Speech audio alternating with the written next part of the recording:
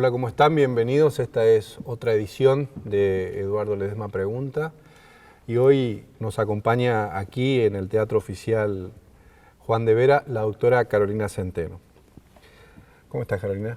Hola, ¿qué tal? Un gusto. Gracias por estar aquí. Gracias a ustedes. Carolina es médica egresada de la UBA, es magíster en salud pública con varios estudios de posgrado vinculados al género, ¿no? A la teoría feminista y también a la salud como derecho. Se declara porteña de nacimiento y chaqueña por adopción. Así es. Esto es más o menos así, ¿no? Sí, es la historia de mi vida y de cómo terminé de la ciudad capital acá en la provincia del Chaco. ¿Y cómo terminaste en el Chaco?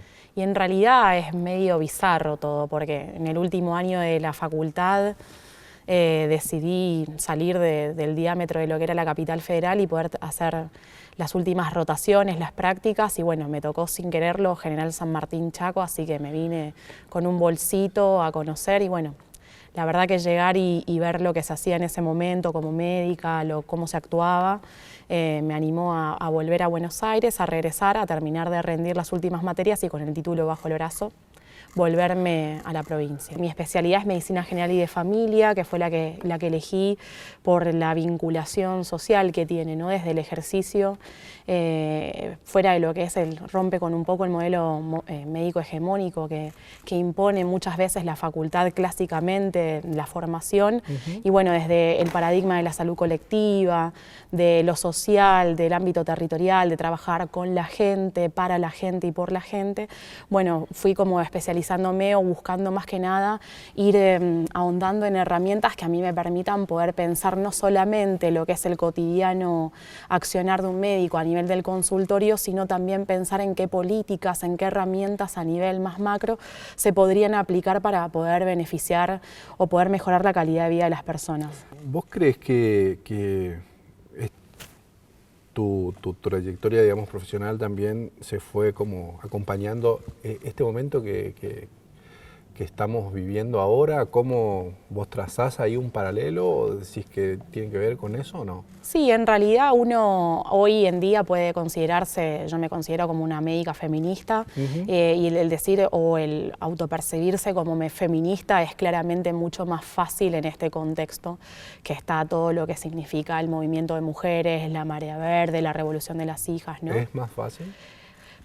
Por lo menos ahora blanquearlo, entre comillas, sería, no implica ningún tipo de sanción, de exclusión ni nada, sino de que se respeten o se toleren esas formas de ver la vida y de vivirla en ese sentido. De hecho, no siempre era fácil para nosotras las mujeres médicas ser jefas de residentes, llegar a cargos directivos en los hospitales o en los servicios, y la idea siempre fue buscar esa participación. Esta formación marcadamente vinculada al género, ¿es un concepto adquirido? ¿Cómo fue en tu caso? Y en mi caso, en realidad, uno a veces en la residencia va adquiriendo conceptos que tal vez no le pone nombre. Hoy en día uno le puede poner el nombre y ha decidido vincularse a todo lo que tiene que ver con los estudios de género o las especializaciones, y que principalmente tiene que ver con el género y salud, que es toda una rama en particular y que está relacionada en realidad con lo que significa, ¿no?, el patriarcado y el machismo dentro de las instituciones, no solamente como trabajadoras de la salud, sino también en cómo eso repercute en la salud de las mujeres. Y el cáncer de cuello es una enfermedad que está ligada al machismo y al patriarcado. Ahí la jefatura del programa fue la que realmente a partir del 2015 me marcó. Vamos a ahondar sobre ese punto, pero estás en la trinchera, ¿no? Estás en una función pública, trabajás en salud pública. Sí. ¿Vos determinás el cambio de la política o la función pública determina tu forma de formatear la política? Y lo que pasa que es un poco de ambas en realidad, porque uno con el lugar o con el ambiente, con los compañeros y compañeras de trabajo, es como que entra en una simbiosis y hay una retroalimentación constante. como te decía antes, la función que uno cuando empezás a ver que en realidad la causa de la muerte de una mujer joven de 35 años por un cáncer en el cuello del útero, que es una enfermedad totalmente prevenible y que casi no existe en los países o en las provincias desarrolladas, pero sí en Corrientes, en Formosa, en Misiones y en Chaco, te hace ver que en realidad, por más esfuerzo que uno haga a nivel preventivo en un consultorio, se necesitan otras cuestiones que tienen que ver, por ejemplo, de por qué una mujer pospone su salud, porque tiene que cuidar a sus hijos, porque tiene que hacer las cosas de la casa. Entonces te imprime el trabajo la necesidad de poder ir profundizando y de tomar en cuenta esos determinantes sociales que hacen que hoy algunas mujeres se enfermen y se mueran de determinada manera completamente diferente a lo que lo hacen otras. Y que tiene que ver muchas veces, casi siempre, por no decirlo, con las condiciones sociales y económicas en las cuales viven. Entonces, pensar que yo voy a poder reducir el cáncer de cuello o que una gestión política va a poder reducir el cáncer de cuello sin pensar en esos determinantes, en lo que significa la pobreza, que una mujer no puede acceder a educación sexual integral, que no sepa cuáles son las herramientas de cuidado, que posponga su salud y que todos están primero antes que ella, y que en realidad exista también un miedo, un tabú a hacerse un Papá Nicolau porque las partes pudendas, las partes privadas te generan Qué terrible todo eso, ¿no? Bueno, eso es el cambio principal. Yo siempre, a mí me gustó ahondar en cáncer de cuello, pero siempre lo vi desde el punto médico. Ahondarlo desde el punto político, de los determinantes, implica un cambio en la concepción de la enfermedad completamente. Porque lo que estás mencionando, digamos, me disparan una cantidad de mandatos, de conceptos que están ahí flotando en sociedades como las nuestras y que no tienen que ver con la medicina, ni con la salud pública, ni con nada, tienen que ver con otra cosa. Tienen que ver con otra cosa y que claramente hablan del concepto de salud pública y que por eso también estudié en su momento la maestría y que tiene que ver con que salud no se construye en un ministerio de salud, en un hospital. Claramente. La salud es un concepto que sale por fuera. ¿Por qué crees que hay médicos que, aún viendo estos casos, son objetores de conciencia? La objeción de conciencia es, algunos lo ponen como un derecho, otros lo ponen como alguna concesión que se le da. En realidad cualquier persona no debería estar obligado a hacer algo con lo que es su moral o su religión, que son las dos únicas excusas que un profesional médico puede poner o médica cuando no quiere realizar determinado procedimiento, por una cuestión moral o por una cuestión religiosa. Lo demás no es una excusa para objetar determinada práctica. ¿Qué es lo demás? Y lo demás puede ser, no, la verdad que no sé si estoy o no decidida, la verdad que no, y porque me van a mirar mal, y yo la verdad que tengo una presión social, y la verdad que no. O sea, yo puedo decirlo, no es necesario dar ningún tipo de explicación, es decir, mi moral no me permite o mi religión no me lo permite, y eso el profesional médico está completamente avalado por lo que significaría hoy la ley o los protocolos existentes. Ahora, lo que no puede hacer ese profesional escudándose en su objeción de conciencia es negarle un derecho como, por ejemplo, el acceso a la información. Yo no voy a hacer una interrupción legal del embarazo, digo interrupción legal para no decir aborto, porque es una palabra que pega, pero en realidad sería eso. Yo no voy a interrumpir un embarazo, pero habrá un profesional o una profesional que sí lo puede hacer. ¿Está habiendo mucho aborto inseguro? Nosotros en la provincia del Chaco, las últimas estadísticas que tenemos, se cerró el anuario 2018 y también tenemos los anuarios del 2017. En el 2017 tuvimos más de 1.600 externaciones o causas de salida de pacientes de los establecimientos públicos, estoy hablando, por aborto. Dentro de esos abortos, muchos serán abortos espontáneos, algunos serán abortos provocados, pero ese es el dato que nosotros tenemos. ¿1.000? 1.611 egresos por aborto en el 2017 y alrededor de 1.590 en el 2018. ¿Esos números más o menos se replican en la región, en las otras Sí, provincias? en realidad más o menos Corrientes tiene mucha menor población, un poco de población menos que nosotros. La verdad que no conozco las cifras de Corrientes o de Formosa, pero habitualmente la población se parece mucho y nosotros tenemos un 60% de población sin cobertura de obra social, así que la mayoría de los pacientes son absorbidos por el sistema público, no por el sector público. Esos egresos por aborto indican, digamos, obviamente, de que habrá algunos que son espontáneos, otros que no fueron provocados, pero que esconden dentro de ahí cifras de aborto clandestino o de aborto inseguro. ¿Cuáles son las causas de aborto no punible? Bueno, en la Argentina desde 1921, de acuerdo al Código Penal, y que después el fallo FAL aclaró muy bien en el 2012, Antes, en su momento, se leía como que no era punible o no era castigable el aborto realizado a una mujer que haya sufrido una violación y que sea demente o idiota, y obviamente cuando peligra su salud o su vida. El fallo FAL fue muy claro en el 2012 con respecto a que la violación podía ser de cualquier mujer, no debería ser idiota o demente para poder realizar un aborto no punible, no castigable, que no vayamos presos. Y lo otro es el riesgo de salud integral, y ahí viene siempre la discusión que tenemos en general dentro de la corporación médica, que qué significa salud integral. La salud integral no es solamente el peligro o el riesgo físico, sino también el riesgo psíquico o psicológico y el riesgo social. Y ahí vos me preguntarías, ¿y qué tiene que ver el riesgo social con esto? Con lo mismo que decimos con el cáncer de cuello. Si una mujer sufre violencia de género y queda embarazada producto de esa relación, no tiene que darle alimento a su hijo, por ejemplo, vive de forma precaria, tiene todo un riesgo ambiental y social en general, eso también hoy puede ser considerado como una causal para el aborto no punible. Hay todavía gente que cree que los abortos son quirúrgicos. Eso no es más así. No es más así, no. Hace bastante tiempo se descubrió el misoprostol, un medicamento mágico en general para las mujeres. Para que te des una idea, hoy en día la Organización Mundial de la Salud está hablando de aborto autogestivo. ¿Qué es el misoprostol? El misoprostol es una droga que en realidad primero se la utilizó, la descubrió la farmacología, la industria farmacéutica para lo que era la protección gástrica en el caso de las gastritis, y lo que se vio es que en el evento adverso que tenía era que producía abortos. Y se empezó a trabajar sobre esa línea, y además hubo mucho uso del misoprostol a nivel popular en el sentido de lo clandestino, y ahí se demostró que era un medicamento seguro, y que la Organización Mundial de la Salud lo puso como medicamento esencial, porque no solamente sirve para un aborto. Digo, el uso obstétrico del misoprostol es amplísimo. Digo, hoy, si yo quiero a una mujer inducirle un parto, lo hago con misoprostol. Si yo quiero evitar que se me muera en una hemorragia en un parto, uso misoprostol. Si yo quiero completar Tiene muchos usos. Tiene muchísimos usos. Uno de los usos es para un aborto, para una interrupción. ¿Y eso es de aplicación? ¿Es como una pastilla? Chau. Es una pastilla, exactamente, que se puede usar por varias vías: vaginal, sublingual, oral, bucal, etc. ¿Qué es la semana 14?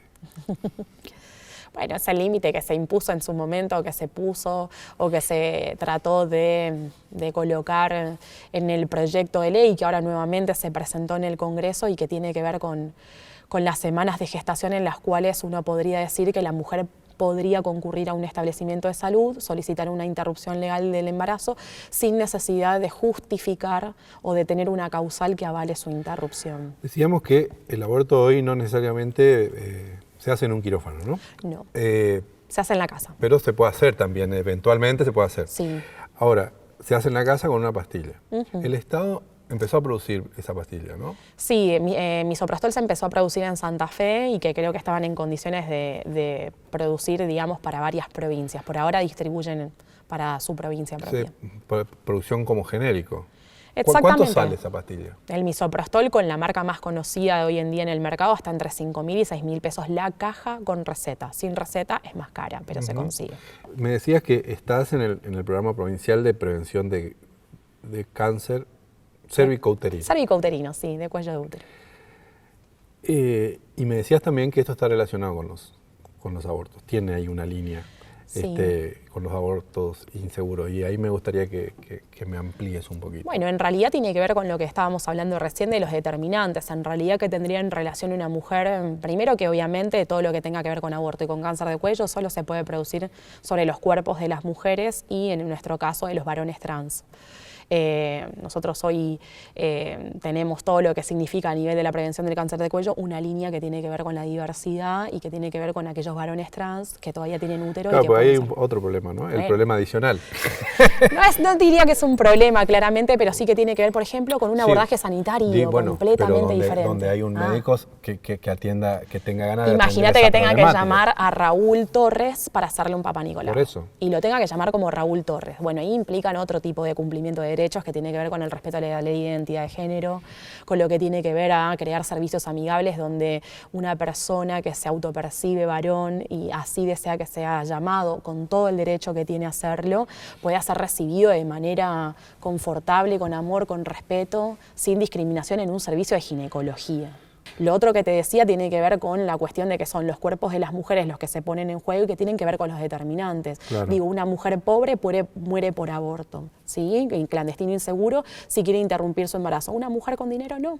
Una mujer con dinero puede acceder a cualquier tipo de práctica en cualquier sanatorio privado o inclusive público de algunos lugares del país. Ahí está, por ejemplo, uno de los puntos de mantener el aborto en la clandestinidad afecta más a unas que a otras. El aborto en la clandestinidad tiene que ver, siempre por eso decimos, es una cuestión de justicia social, es una cuestión de salud pública, pero claramente también es una cuestión de que se mueven millones, miles de millones de pesos cotidianamente, anualmente, con respecto a lo que significa el mercado clandestino. Cualquiera de nosotros, no digo en general, pero todos conocemos casos de mujeres que nos han dicho que hasta después de el fallido intento de aprobación en el Senado, los abortos ilegales se cotizaron un montón. Si antes te cobraban 20.000, ahora te cobran 60.000 por un aborto clandestino.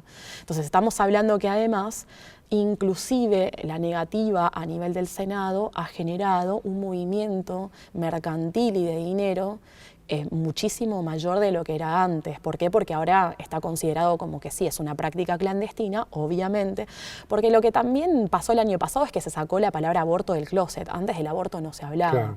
Ahora hablamos de aborto y no hay tanto inconveniente en hacerlo. ¿Y qué te pasa a vos, digo, porque estamos hablando de colegas, no es como cuando hablamos de periodistas, que estamos hablando de médicos, cuando hay profesionales de la salud que no solo se niegan, digamos, a la cuestión sino que impiden las prácticas cuando hay prácticas pedidas por la justicia, como por ejemplo, qué sé yo, los casos de Tucumán, Salta, otras provincias. ¿Qué pasa ahí? Y bueno, ahí es todo un debate y en general son cuestiones que se dan. Nosotros, por suerte, en la provincia de Chaco no hemos tenido tantas intervenciones en el sentido de la negativa, sino que sí, muchas veces se han proclamado en contra de determinada práctica que se debía hacer hasta por orden judicial. Estamos hablando del contexto de violación, por ejemplo, ¿no? Pero bueno, lo que se está tratando de trabajar es en entender de que existe la objeción de práctica, que uno puede practicarla, pero no por eso violar derechos. Ahí tenemos una cosa, la práctica y la palabra, aborto. ¿Qué crees vos que se está disputando? Porque ¿qué se disputa en provincias como las nuestras, ¿no? En Corrientes, en Chaco, cuando ponemos esa práctica o ponemos esa palabra a circular públicamente? Se disputa poder, se disputa religión, se disputa espacio. ¿Qué se disputa? Se disputan un montón de cosas, digamos. Primero más que nada, el cuerpo de las mujeres es un territorio como de conquista, a ver quién... A ver. Y sí, pareciera como que el poder de decidir qué puede hacer una mujer con su útero o no, con su decisión o no de definir si quiere o no interrumpir un embarazo, inclusive aún teniendo la ley de su parte. Digo, el marco de causales habla, por ejemplo, de que querían evitar que una niña violada pudiera interrumpir. Estamos hablando de que el Código Penal está hace 100 años y estamos disputando a ver quién tiene el derecho a decidir si sí o si no. Entonces es como que el cuerpo de las mujeres, de las niñas inclusive muchas veces, es un territorio de disputa. Ahí se pelean. ¿Quién es? El bando este con el otro, el pañuelo verde, el pañuelo celeste. No se trata de pañuelos, se trata de derechos, claramente. Si yo violo un derecho, soy tan delincuente como cualquier otro delincuente que roba, que mata, que asesina. Digo. Existen diferentes escalas de delitos, por supuesto, de ahí las penas, de ahí los fueros, pero no dejo de ser un delincuente. Yo no puedo violar un derecho. No puedo hacerte una práctica si no pedí tu consentimiento, ni hablar de aborto. Entonces tiene que ver con poder médico, con poder económico, con poder religioso, con poder moral, con poder político muchas veces. Tiene que ver con eso. El problema es que nosotros queremos correr la discusión y dejar de que los territorios...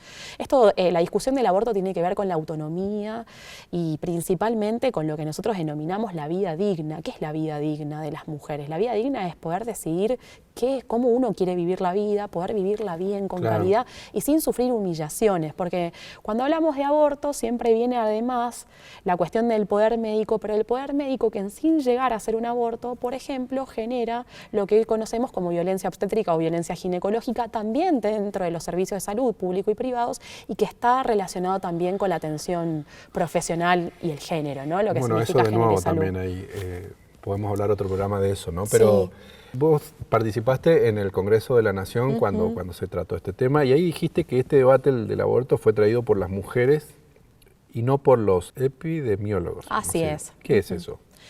Lo que se quiso visibilizar ahí es que muchas veces cuando se habla del aborto, también el aborto en su momento era como un concepto manejado desde las ciencias o desde la medicina, dentro de las ramas, por ejemplo, la epidemiología.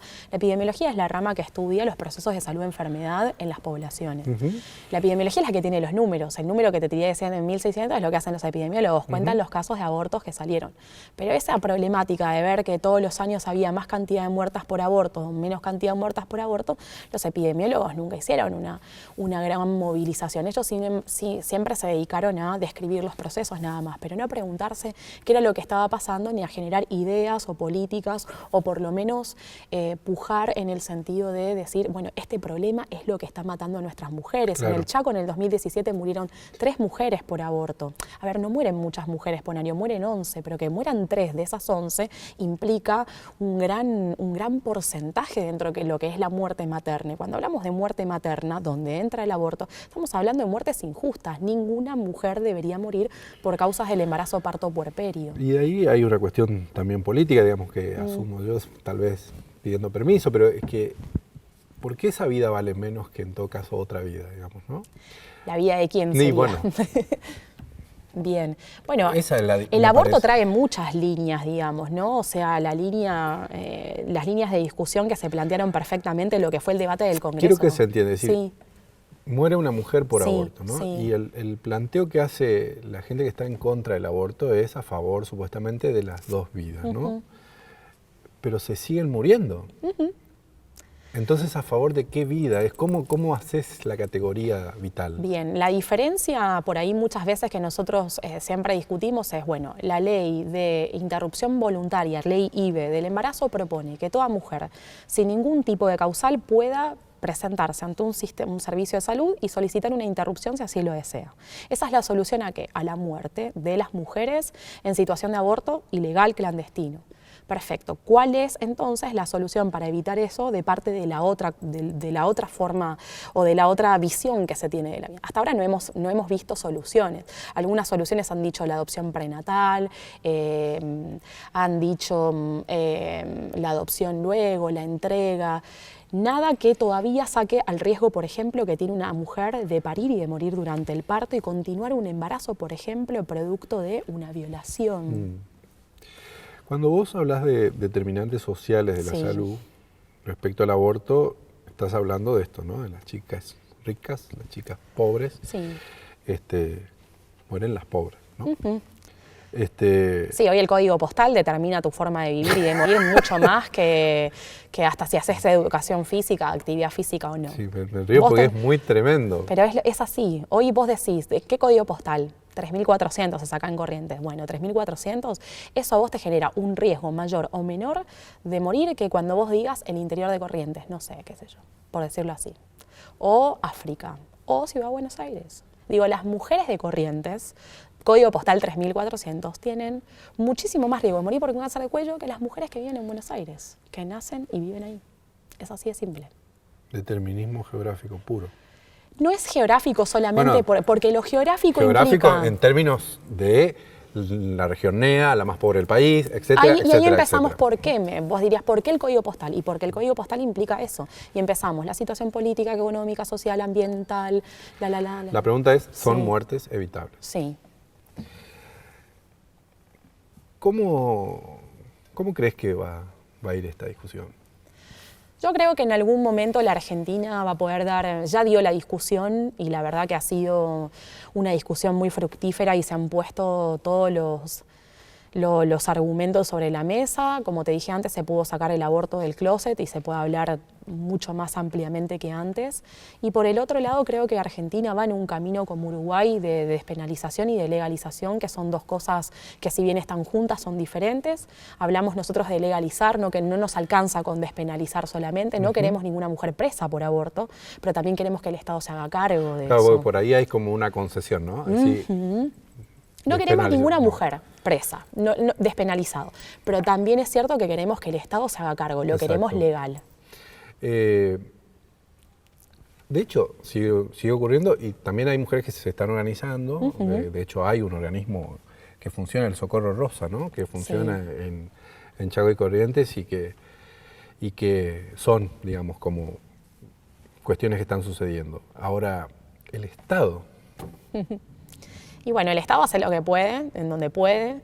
Nosotros como provincia en general somos de avanzada para lo que es el NEA, porque en el 2012, después del fallo FAL, la provincia hizo una ley donde adhirió el protocolo a la guía de Nación, del Ministerio de Salud de la Nación, de aborto no punible, o sea, de interrupción legal del embarazo. Por lo tanto, en la provincia, desde el 2012, se enfocó... ¿La provincia del Chaco. La provincia de Chaco, por eso es donde yo trabajo, y que adopté como lugar de todo, digamos, adoptó esa guía como una normativa, como un protocolo en el cual ahí se aborda todo lo que significa las causales claramente de violación y de peligro de vida, que son como las más frecuentes. Digo, una mujer con cáncer de cuello en tratamiento quimioterápico queda embarazada.